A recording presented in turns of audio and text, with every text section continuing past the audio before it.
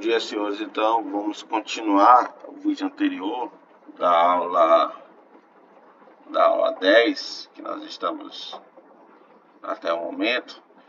E no vídeo anterior, para não ficar muito longo, nós fomos até a questão, exercício 3, questão A. Agora nós vamos para a questão B do exercício 3. Que ele quer nada mais do que o raio mínimo aqui nesse ponto 3. Então basicamente é isso que a questão está pedindo. Então se a gente for analisar esse raio mínimo, todo mundo concorda que para eu ter esse raio mínimo é necessário e suficiente, deixe-me desenhar, que nesse raio mínimo que o móvel ele vai se encontrar aqui no ponto 3, ele deve ter o menor contato possível com a superfície, o carrinho, com a superfície.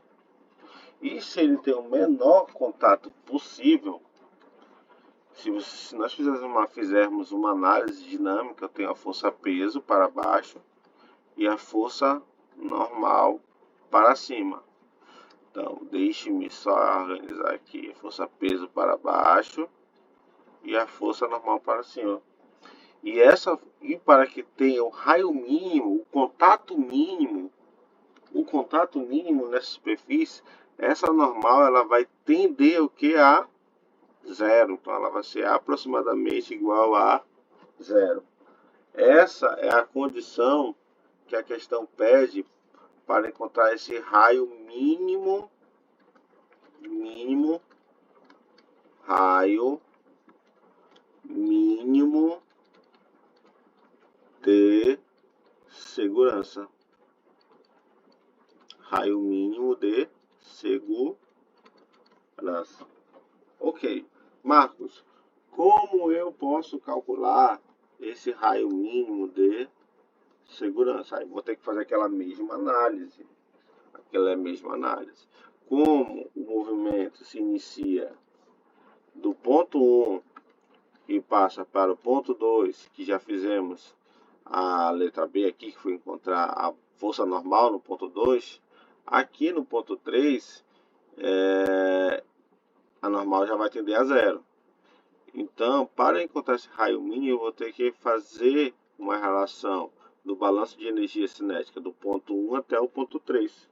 Dito isso, vai ficar basicamente da seguinte maneira: a energia cinética no ponto 1 mais o trabalho realizado do ponto 1 até o ponto 3 é igual à energia cinética do ponto 3. Então observa, se aqui no ponto 1 ele parte do repouso, eu já sei que a energia cinética aqui no ponto 1 vai ser igual a zero, né? Então deixe-me só organizar para ficar bem didático. M3 ao quadrado dividido por 2. Então nesse ponto 1 vai ser zero a energia cinética. Ok. Então vamos prosseguir. Então vou ter o trabalho realizado de ponto 1 ao ponto 3. A massa, vamos segurar, porque não precisamos trabalhar com álgebra agora. Vou até fazer melhor para economizar aqui algumas linhas. Então observa que o trabalho do ponto 1 ao ponto 3. Se nós analisarmos esse ponto aqui como sendo a origem do movimento, e ele vai se deslocar até esse outro ponto que vocês estão vendo aqui, ó. Deixa eu colocar certinho, que tem uma telinha de gravação aqui no meu computador.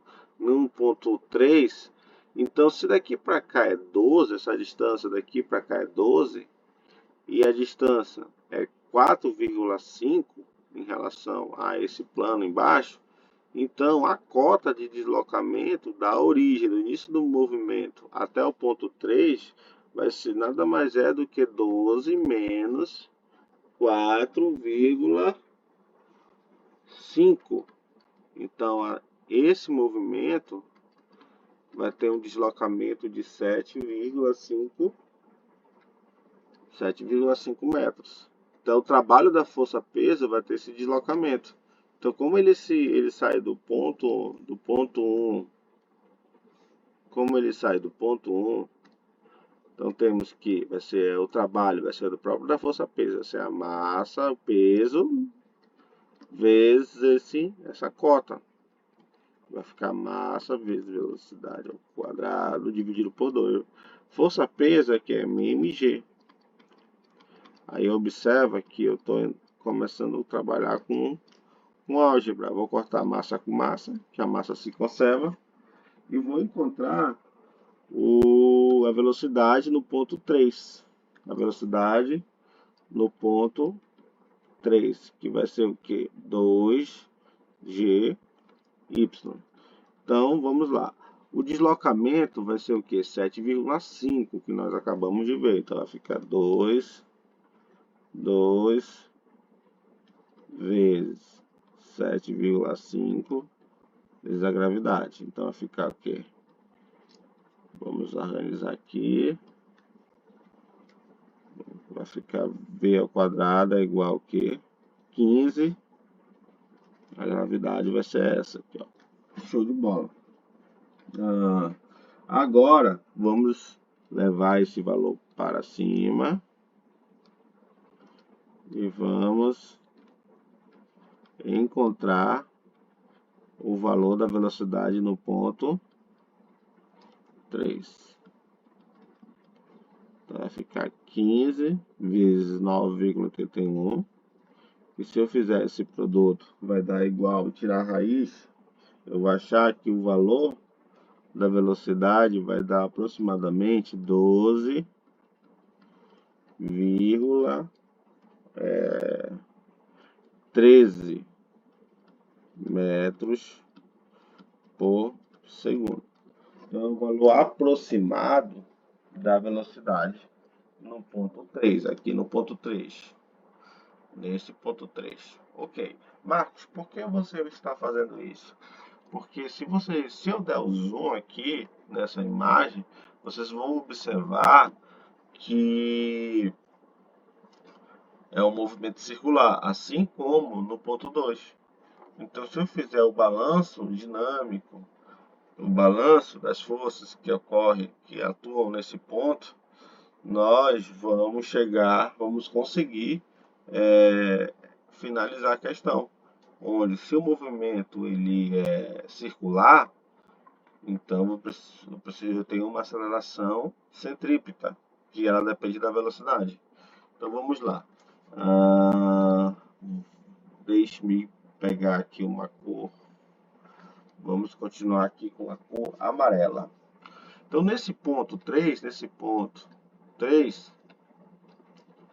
se eu fizer o que? Nesse ponto 3, o balanceamento das forças, onde eu vou adotar que tudo que está para baixo é positivo, então as forças, somatório das forças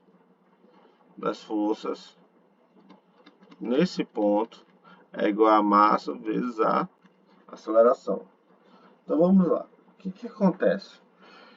Temos o peso para baixo e a normal para cima. Com o movimento circular,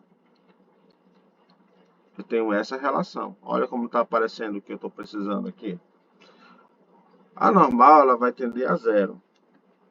Vai tender a zero. Por quê? Porque é um raio mínimo, ou seja, o menor contato. Se é o menor contato, a reação da superfície vai ser mínima. Então, por isso, a normal vai ser igual a zero. Então, vai ficar desse jeito aqui, ó. É massa.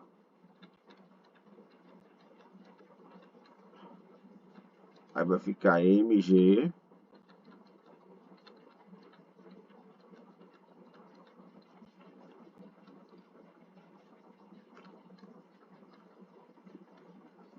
Então, vai ficar desse jeito aqui, ó.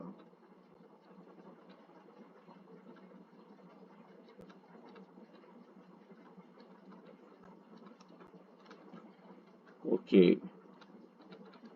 Temos essa. Opa, na verdade ele quer o raio. Oh, I'm sorry, gente. Ele quer só o raio. Então, terminamos a questão. terminamos a questão aqui. Vamos lá.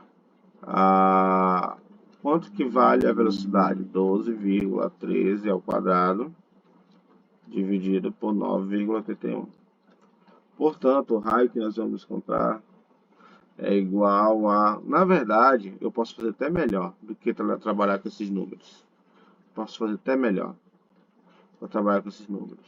É que eu não tinha raciocinado. Como isso aqui é o quadrado, já está aqui, ó. Posso fazer melhor para não trabalhar com o número. Então é 15G e a aceleração é o que? 15G. Então eu vou cortar.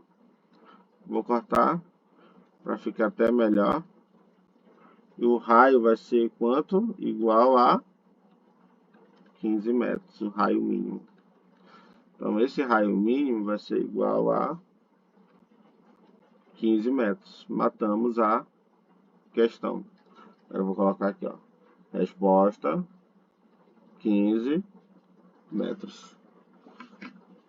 Então, terminamos aqui a letra B da terceira questão. Então, fiz uma relação do ponto 1 até o ponto 3, somente entre eles. E a partir disso, vamos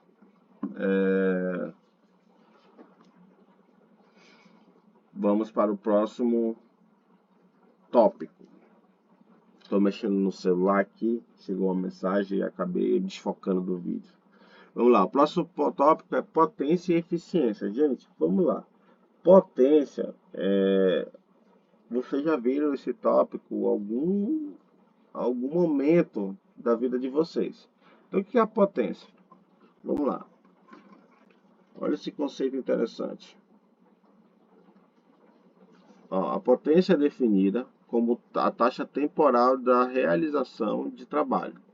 Então, é trabalho por unidade de tempo. Aqui é importante. Na seleção de uma máquina ou um motor, a potência é um critério muito mais importante que a quantidade real de trabalho a ser realizado. Muito bem. Se o trabalho é realizado durante o intervalo de tempo, então a potência média durante o intervalo de tempo é. Então o que acontece? Vamos lá.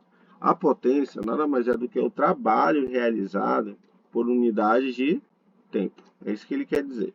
A potência é o trabalho realizado em um determinado intervalo de tempo. Ok, então nós temos um delta, uma variação. Aí vocês viram lá em cálculo que se eu aplicar o limite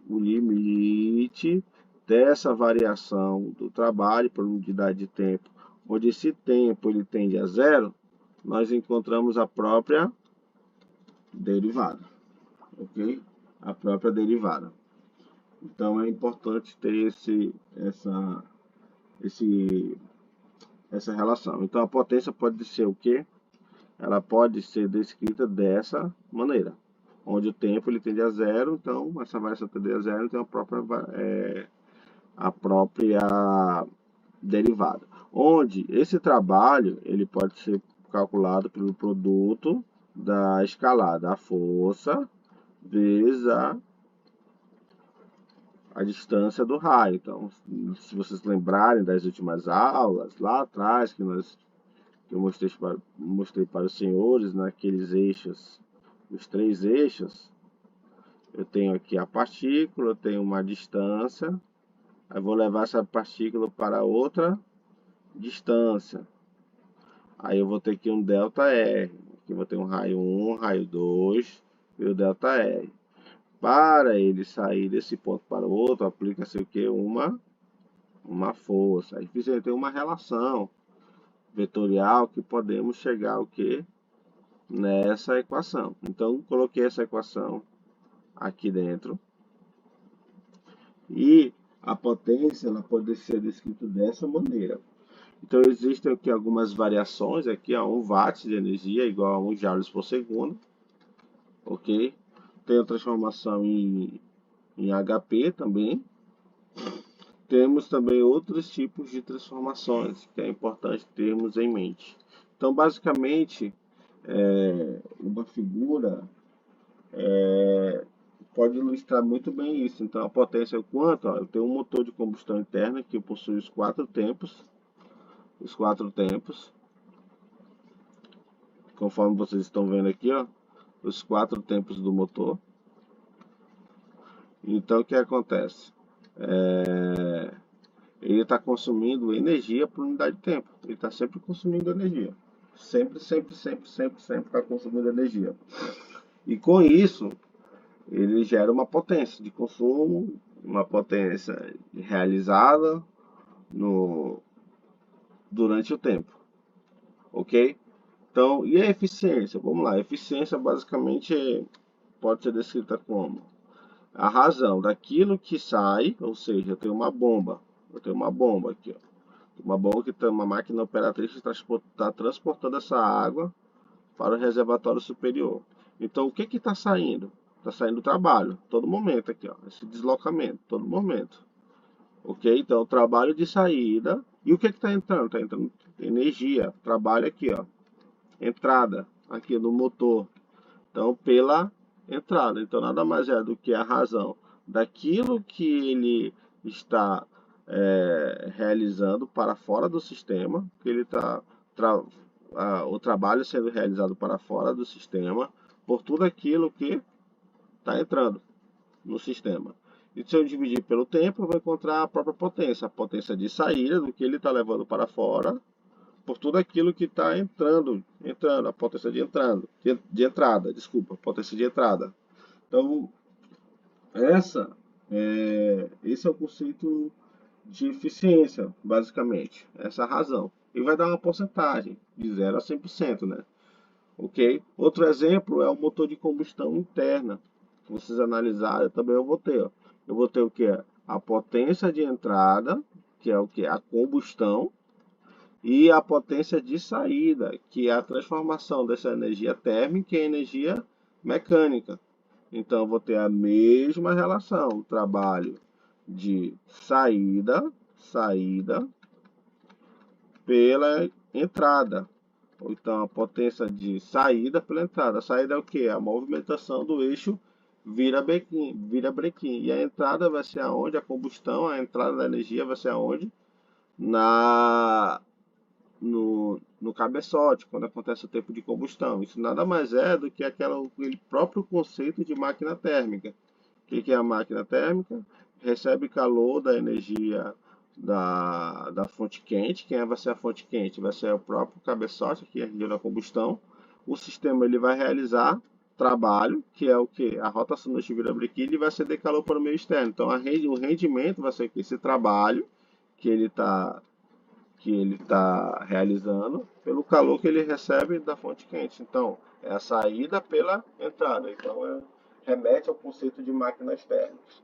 Dito isso, a partir desse conceito do que seria potência, podemos prosseguir. Podemos prosseguir. Vamos lá. Vamos tratar, o último tópico dessa gravação é do princípio do impulso e da quantidade de movimento. Então, considere, por exemplo, essa, essa partícula de massa que está sujeito que tem uma velocidade, está sujeito a uma força. Uma força, uma força. Ok. Então, o que acontece? Se ela está sujeita a uma força, a tendência, vou até colocar aqui para ficar melhor, se ela está sujeita a uma força, a tendência é ter uma variação de velocidade. Então vamos lá, tá aqui o elemento, ele está sujeito a uma força. Muito bem. A força, nós sabemos que pode ser descrita por essa equação de Newton, lei de Newton. Então, se ele está sujeito a uma força, vai ter uma variação de velocidade devido à aceleração presente. Se eu aplico uma força, ele vai variar a velocidade, se variar a velocidade, tem uma aceleração. E essa aceleração, ela pode ser descrita como a variação, a diferencial da velocidade pelo tempo, ok? Então temos isso. Então o que eu vou fazer? Ó? Tá aqui o móvel, né? Está sujeito a uma força, então ele vai ter uma variação de velocidade. Então ele está com uma velocidade V1. Então o que acontece? Aplica-se uma força durante um determinado intervalo de tempo, consequentemente ele vai variar a velocidade desse móvel. Então é isso que está acontecendo. Ele está aqui com uma certa velocidade, aplica-se uma carga nesse material, uma carga nesse ponto material, e o que vai acontecer? Vai aumentar a velocidade devido à aceleração. Aí eu posso representar dessa maneira. Então o que eu fiz? Eu só fiz representar matematicamente o que vai acontecer. Eu vou levar esse tempo para o outro lado. Então eu tenho essa equação aqui, ó. Essa equação que vocês estão vendo. Se eu integrar essa equação entre dois limites, ou seja, entre o limite no tempo inicial até o tempo final, onde essa força atua em um determinado intervalo de tempo, e o D, essa diferencial, representa uma variação que vai ser de M2 até M1, ou seja, final menos inicial, conforme vocês estão vendo, eu posso representar o princípio do impulso e da quantidade de movimento por essa equação. Então, a massa vezes a velocidade no ponto 1, antes da aplicação da força, que vai gerar o quê? Que vai gerar uma quantidade de movimento, que é esse produto, mais esse impulso, que seria a força aplicada por um determinado intervalo de tempo nesse intervalo, que seria essa soma seria igual ao que a quantidade de movimento final após a aplicação dessa força. Então esse produto que vocês estão vendo é conhecido, dessa integral, é conhecido como impulso, que é a força aplicada em um determinado intervalo de tempo quando o corpo está em movimento. Então ele vai ter uma velocidade inicial, aplica-se essa força por unidade, essa força em um determinado intervalo de tempo, que me gerará o que? Uma outra velocidade devido à aceleração. Então o produto é conhecido como impulso. Então a representação que vocês estão vendo é essa, tem uma quantidade de movimento inicial, aplica-se uma carga e depois ele terá outra quantidade de movimento. Então, onde o impulso pode ser representado também por essa variação. Então é tudo aquilo que eu comentei anteriormente. Ok, Marcos, agora existem algumas situações desse impulso. Vamos lá. Vamos lá com calma aqui. Situação 1. Se ele está parado, vamos lá. Se ele está parado e se nenhuma força externa, na verdade seria da seguinte maneira. Vamos lá. Ó, primeira situação seria basicamente essa. Se não tem nenhuma força atuando, a quantidade de movimento vai ser igual. Ok? Vai ser igual. Ou se ele está parado também, vai ser igual, porque ele não vai se mover. Então vamos lá, se nenhuma força externa é exercida sobre a partícula, ou de modos gerais, se a força externa é nula, vai ser igual. Ou seja, o que está dizendo? Se nenhuma força for aplicada, a velocidade vai se manter constante, porque não vai ter nenhum agente que vai provocar essa mudança de velocidade. Então a quantidade de movimento inicial vai ser igual à quantidade de movimento final. Nesse caso, o produto da massa, retificando, o produto da massa 1 vezes V1 vai ser igual a produto da massa V2 e V1 e V2. Esse produto vai ser igual não necessariamente a velocidade vai ser a mesma. Mas se não tiver uma força sendo aplicada, a quantidade de movimento vai se conservar nessa situação. A quantidade de movimento inicial vai ser igual a final. Marcos, vamos ver isso em uma aplicação. Vamos ver uma aplicação. Por exemplo, tem essa situação. Quanto tempo deve agir uma força de intensidade 2.400 newtons? Então, aqui é 2.400 newtons. Então, a força vai ser de 2.400 em um corpo que tem uma massa. Vou desenhar aqui. Ó, a massa dele é de 22 quilogramas. 22 quilogramas. Onde a velocidade inicial dele é de 5 metros por segundo.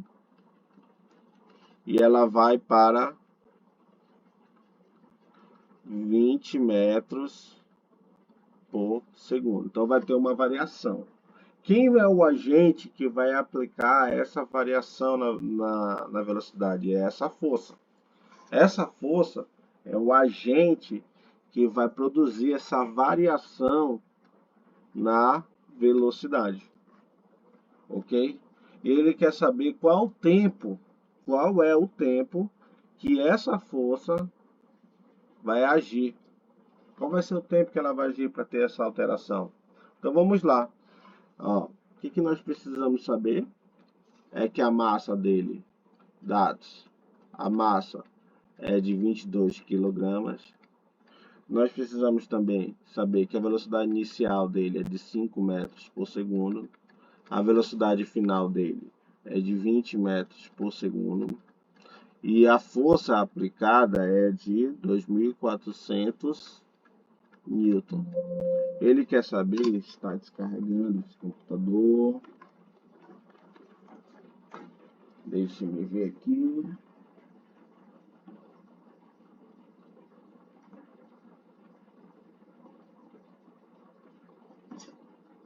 Vamos, filho.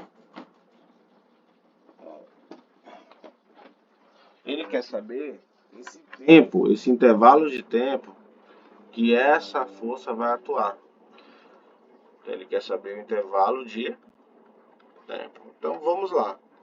Aí nós iremos para aquilo que nós acabamos de ver, que a quantidade de movimento inicial mais o impulso realizado do ponto 1 até o ponto 2 é igual à quantidade de movimento final.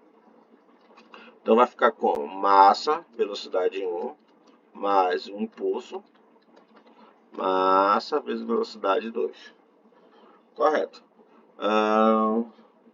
Qual é a velocidade inicial dele? É 5 metros. Impulso. Qual a velocidade 2? 20 metros.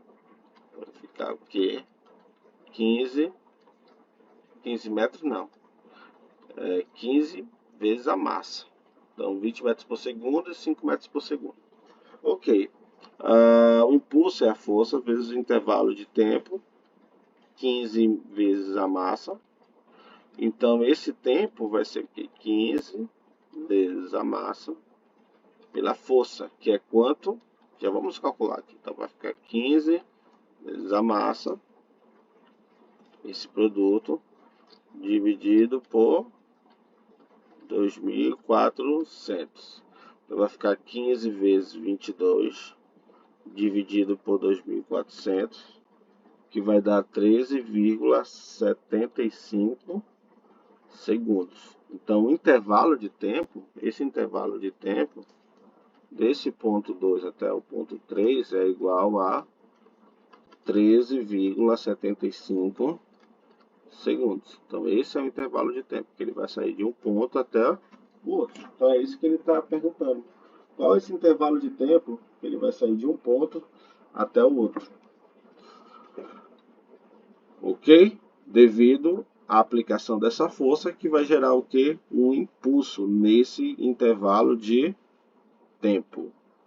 Show de bola, gente. Show de bola. Agora vamos para o nosso terceiro exercício. Terceiro exercício. Vamos lá. Terceiro exercício. O terceiro exercício de hoje, né? Na verdade é o exercício número 5. A questão é o seguinte, é uma bola de beisebol, ela tem 120 gramas. Qual é a massa dela? 120 gramas. Ela é arremessada com uma velocidade de 24 metros por segundo em relação ao batedor. Então ela é arremessada aqui, ó, e o batedor está aqui. Com essa velocidade inicial de 24 metros por segundo. Depois que a bola é golpeada pelo bastão B, ela passa a ter uma velocidade de 36 na direção mostrada. Então, quando a bola vem, ele aplica e ela sai com uma certa angulação. Aí ele diz aqui, olha, se a bola e o bastão ficaram em contato por um intervalo de 0,015 segundos, ele quer saber a força que vai produzir o impulso na bola de beisebol. Ok, vamos lá, vamos fazer a questão. Interessante essa questão. Ela é basicamente, o comportamento dela vai ser basicamente esse que eu vou mostrar para os senhores. Eu vou fazer uma análise aqui interessante. Por quê? Eu vou colocar aqui o eixo X, o Y na verdade, e o eixo X e Y. Vamos analisar como coordenadas. Então aqui a bolinha se encontra aqui, ela vem e ela vai sair aqui, ó. Ela vai sair nesse ponto. E essa angulação é de 40 graus. É isso que vai acontecer. Muito bem. Então o que vai acontecer para encontrar? Todo mundo concorda que quando ele se encontra nesse ponto, nesse contato com a bola, ele terá o quê? Ele terá um impulso realizado aqui por esse elemento, um impulso no eixo Y e também no eixo X, né? Porque vai ter um contato com o taco, vai ter um contato. Então ele vai ter um impulso aqui, ó, tanto no eixo Y, ele vai ter um impulso no eixo Y, quanto no eixo X. Então vai ter esse contato. E quando ela sair nessa velocidade 2, ela vai ter o que? Essa é a direção da velocidade 2. Ela também terá componentes no eixo X e no eixo Y. Ela também terá esse componente. Então, o que nós vamos fazer? E aqui, ó, antes de começar, nós sabemos que ela tem uma velocidade inicial somente no eixo X, que é de 24 metros por segundo. Então, ele vai ter uma velocidade inicial no eixo X. Muito bem, então o que eu vou fazer? Eu vou fazer uma composição das forças e ou melhor, das velocidades e dos impulsos. Deixe-me colocar aqui uma cor legal. Colocar aqui o verde. No ponto 1, ou melhor, no eixo X, vamos usar assim. No eixo X, eu vou adotar que tudo que está para a direita é o que? Positivo. Então, vou adotar assim, ó, no eixo X, tudo que está para a direita é positivo. Tudo que está aqui, ó, para a direita é positivo. Muito bem. Então, eu vou ter o quê? Uma quantidade de movimento inicial no ponto 1, mais o impulso no eixo X, que ele vai ter um contato aqui com o taco, um impulso no eixo 2, igual a quantidade de movimento no ponto 2. Muito bem. Vamos lá. Vou trazer isso aqui para cima, rapidinho. Aí vocês passam o vídeo rapidinho aí, essa parte. que aqui eu não vou editar nada. Vai ser tudo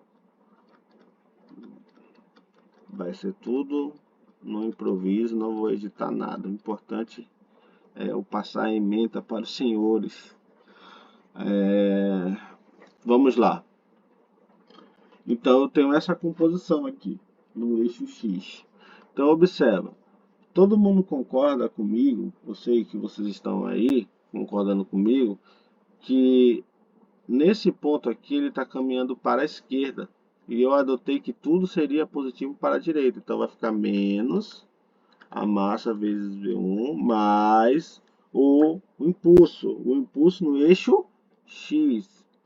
X, intervalo de tempo, e a composição da velocidade no eixo X aqui em cima. Então fica mv2 cosseno de 40. Show de bola, senhores. Aí é o seguinte, quanto que é a massa? A massa dele é 0,12, ou melhor, é 120 gramas, que é igual a 0,12 quilogramas. Então a massa dele é 0,12 quilogramas.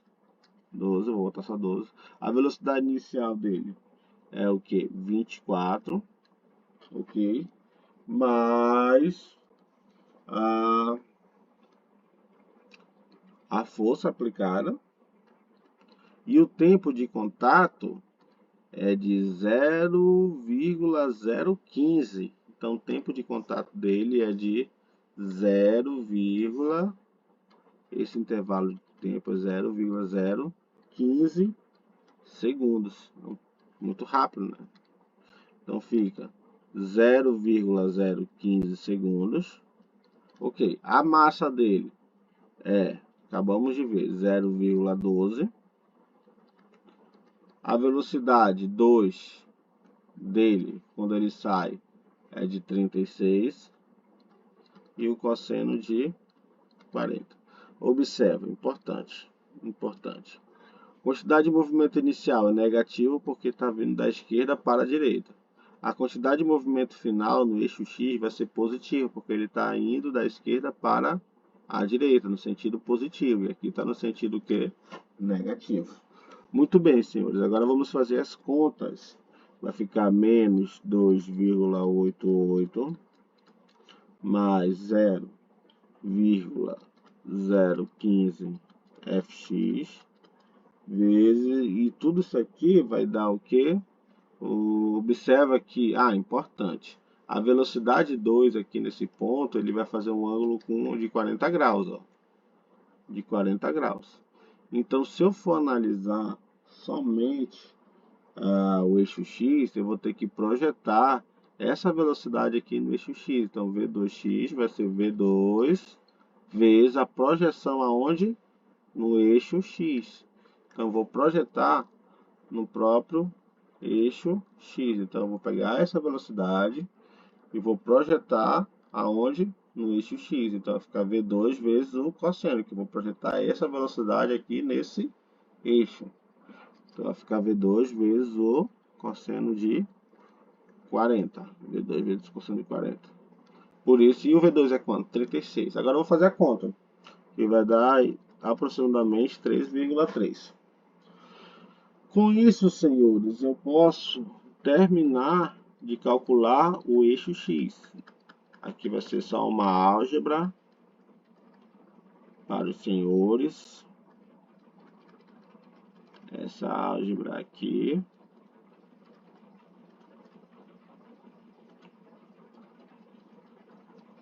Portanto, a força no eixo X vai ser de 412,6 newtons. Então, eu acabei de encontrar essa força aplicada no eixo X. Como ela deu positivo, ela está para a direita, conforme nós adotamos na conversão. O que acontece? Agora eu vou fazer a mesma coisa para o eixo Y. A mesma coisa para o eixo Y. Vou pegar bem aqui. Agora vamos para o eixo Y. Tudo que está positivo, eu vou adotar positivo para cima no eixo Y. Para cima, positivo no eixo Y. Então o que acontece? Quais são, vamos fazer a mesma análise de quantidade de movimento para o eixo Y. Então vamos lá, quantidade de movimento inicial mais o impulso no eixo Y igual a quantidade de movimento final. Agora vamos pensar. Aqui, eu tenho velocidade no eixo Y? Não, pô. Então aqui a quantidade de movimento vai ser quanto? Vai ser zero. Então eu tenho que apenas um impulso, que vai ser a força aplicada aqui, ó, nesse determinado intervalo de tempo, e a velocidade, ó, e a massa, e vezes a velocidade no eixo Y. Essa velocidade no eixo Y, vou chamar até de V2Y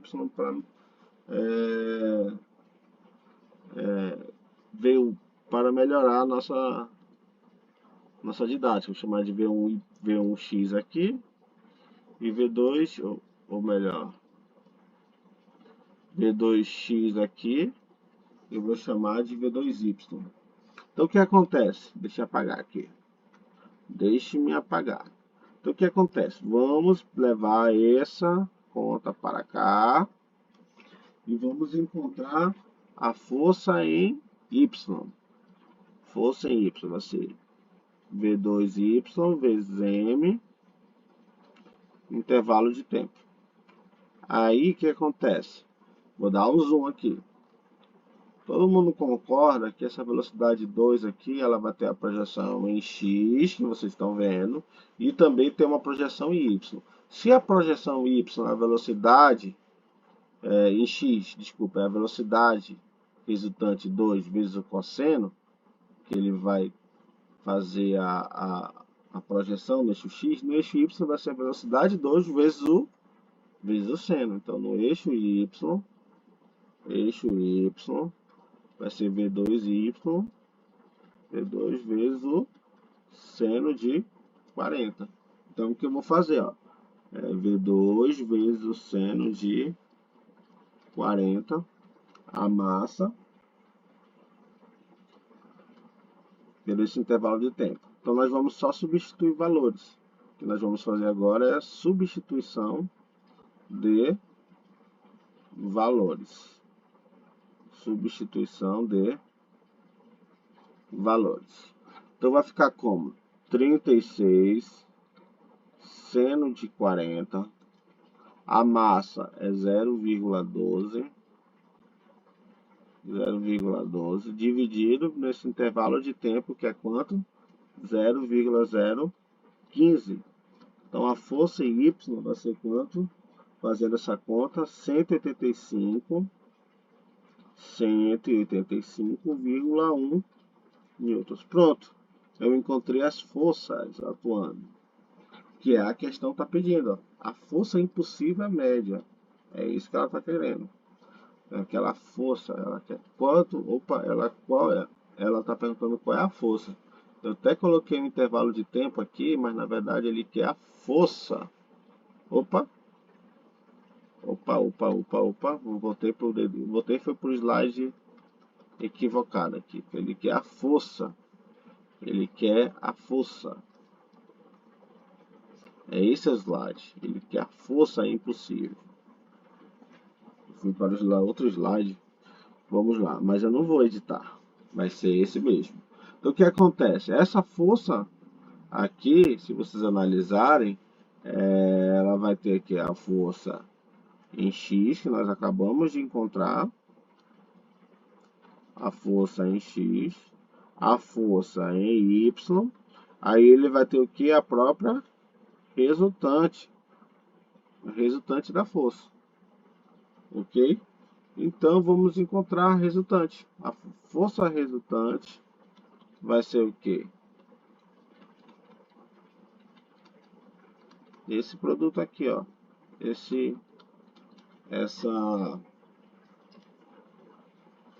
equação das resultantes. Então vai ser o que? 185,1 ao quadrado, mais 412,6, que vai dar igual a resultante, fazendo essa conta, vai dar igual a 452 Newton, aproximadamente. Ok. Então, qual vai ser a angulação dessa força e a direção dessa força aplicada aqui? Vai ser a mesma direção da velocidade? Não necessariamente, porque o taco vem, ele acerta, mas não necessariamente vai ser a mesma inclinação. Aí vocês vão fazer o seguinte, ó. Vocês vão só, aqui como é um triângulo retângulo, depois coloca na calculadora shift tangente, né? Aí vocês vão fazer somente essa relação FI1 por FY por FX, né? Cateto oposto por cateto adjacente. E vocês vão pegar esses valores que se encontram aqui, ó. 185 aqui em cima, 185,1 e aqui é quanto? 412,6. Então, fazendo a conta o shift tangente, a inclinação vai ser aproximadamente 24,2 graus. Portanto, o ângulo vai ser o quê? A direção dela vai ser quanto? 24,2. E a representação ficaria essa força com essa inclinação aqui, ó, desse ângulo. Vou colocar de azul. Essa inclinação aqui, 24,2. Ok, senhores. A partir dessa premissa e desses 3 exercícios que nós acabamos de realizar, nós vamos finalizar por aqui a segunda parte da aula. E provavelmente vou gravar outros vídeos para a nossa ementa, ok? E fique com Deus e até a próxima.